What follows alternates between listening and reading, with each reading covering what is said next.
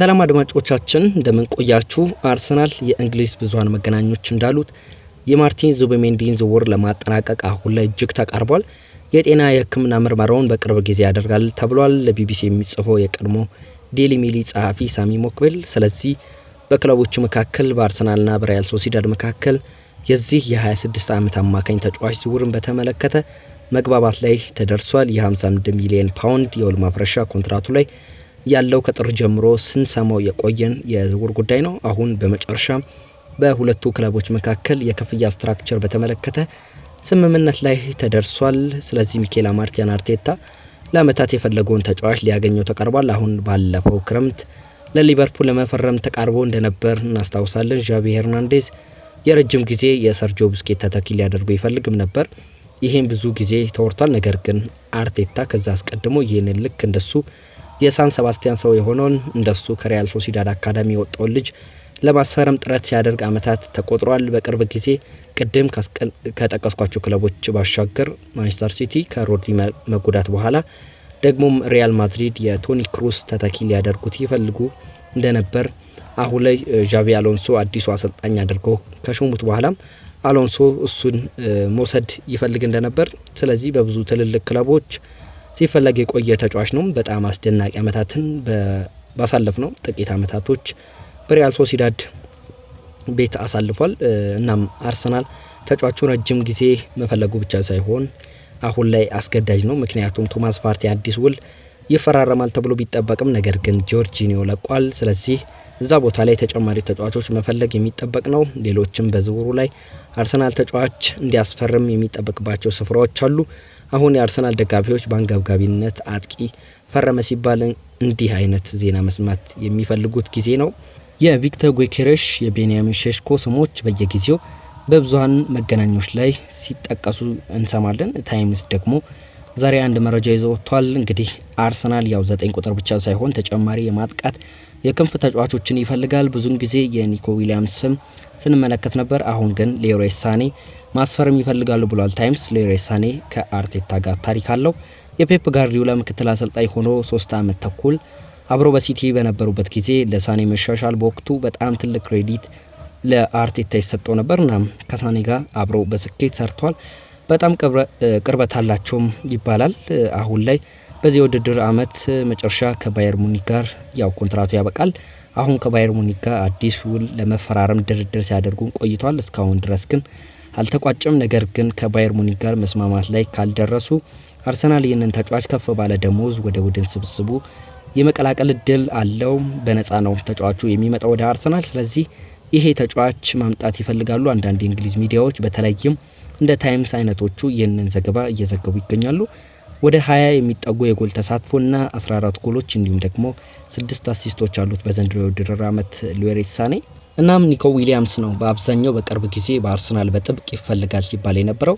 ታይምስ እንደሚለው የዚህ ተጫዋች የዝውውር ሂሳብ 42 ሚሊዮን ፓውንድ ቢሆንም የውል ማፍረሻው ግን ደግሞ ተጫዋቹ 250 ሺህ ነው የሚፈልገው። ስለዚህ እንደ ፓኬጅ በጣም ውድ ይሆናል የሚል ፍርሃት አለ። ምንም እንኳን በጣም ጥሩ ተጫዋች ቢሆንም ባለፈው ክረምት አርሰናል ጠለቅ ብለው አልተጓዙበትም፣ ግን አሁንም ድረስ ይፈልጉታል ኒኮ ዊሊያምስን። ስለዚህ በግራ በኩል ጋብሪኤል ማርቲኔሊ ባለፉት 2 አመታት እድገቱ ቆሟል ማለት ይቻላል።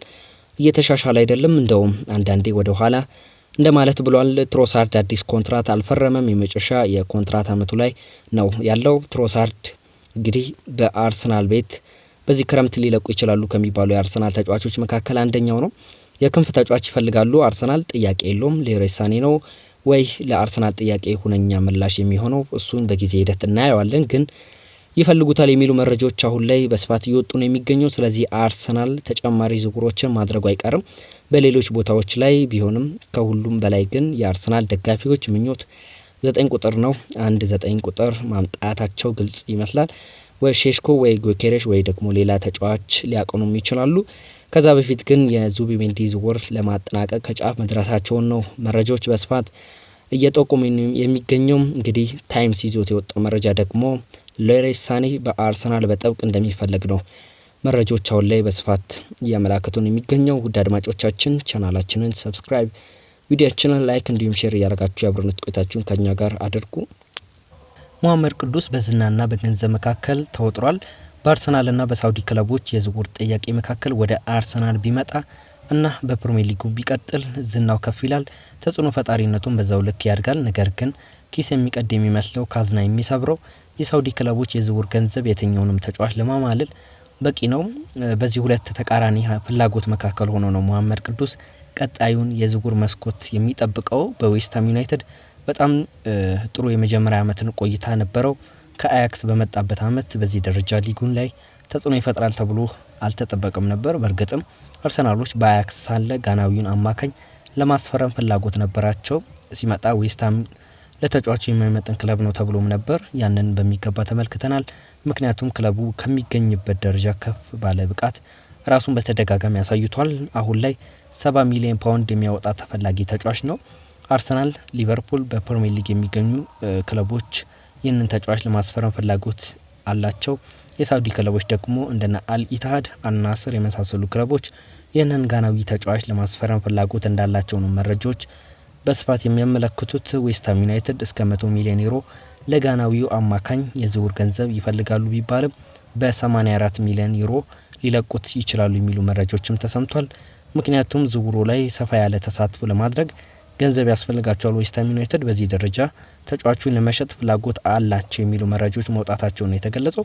ትልቁ ነጥብ ግን ተጫዋቹን ማቆየት እንደማይችሉ ተገንዝቧል የሚሉ መረጃዎችም እየወጡ ይገኛሉ። እናም አርሰናል ይህንን ተጫዋች የግሉ ለማድረግ ከብዙ ክለቦች ጋር ፉክክር ውስጥ መግባቱ ነው እየተዘገበ የሚገኘው።